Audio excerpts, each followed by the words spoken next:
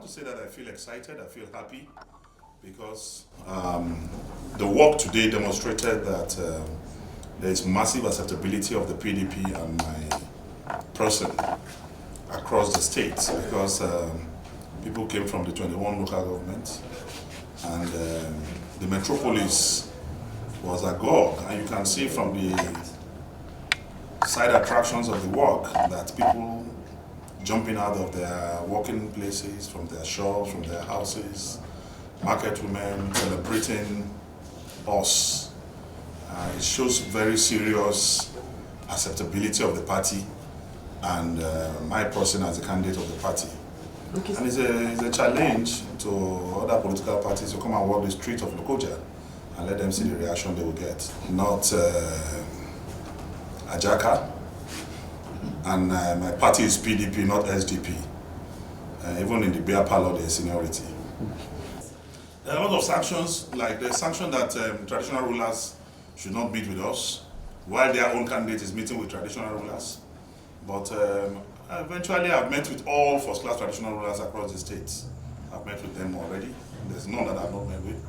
And that ban wouldn't have affected me if I had not met with them, because I have my fundamental rights to visit palaces, and there's no law in this country that gives the governor power to stop individuals from meeting any person they want to meet.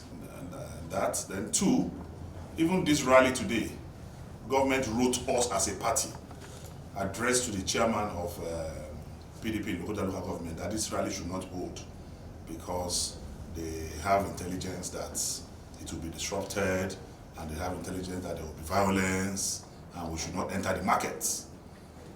But the slogan of our party is power to the people, and we prove today that power truly belongs to the people. We defied that letter, we defied that order, and we entered the market, and we had our work, because the dictatorial tendencies of YahayaBello can affect other candidates of gubernatorial candidates of other political parties, but not Dino Melaye and not PDP. We know our rights. We will exercise it to the fullest. We will not allow. We cannot be intimidated. We cannot be harassed. If anybody is to intimidate the other, we will intimidate the government of Kogi State. We are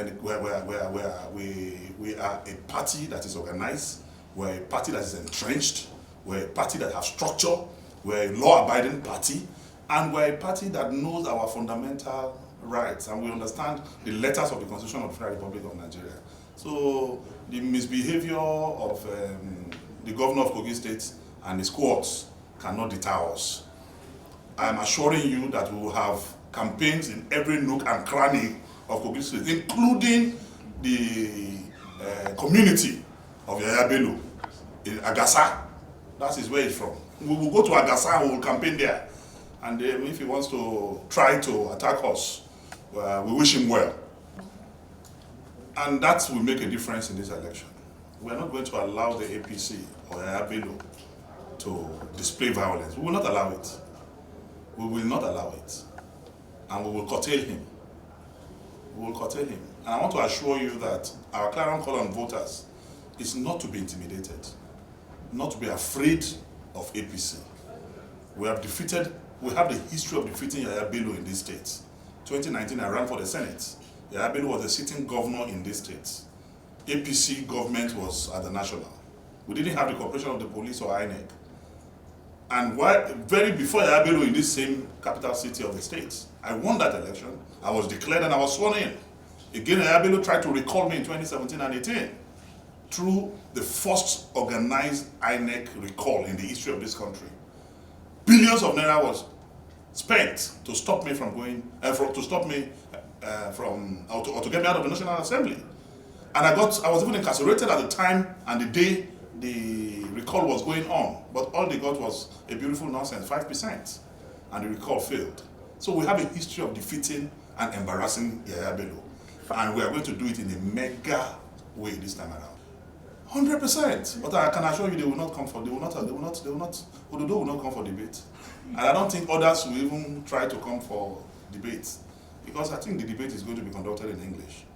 So I don't think they will come. Thank you, sir. Okay, last question, please.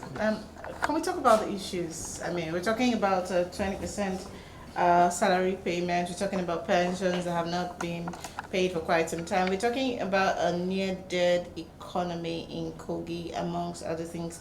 Could you just, in a minute, just talk about the issues? Anyway, we don't have a near-dead economy in Kogi State. The economy is been buried. It's dead and buried.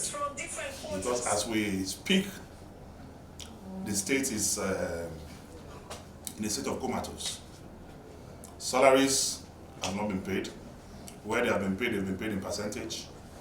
Pensions have not been paid. Gratuities have not been paid. Promotions have not been cash backed. There's been illegal screening that have thrown about 30% of our workforce out of their job. All these put together, the state is not an industrialized state. We don't produce anything. It's a civil service state.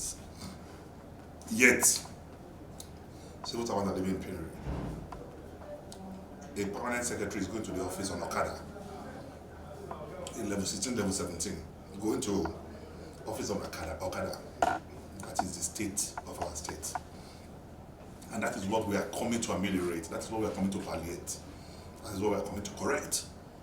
We have an expatriate governor who lives more in Abuja than Kogi. And they don't even know what to do. But I assure you that, I assure you that weeping may tarry till night, but joy cometh in the morning. We will fix the state, and we will unite this state.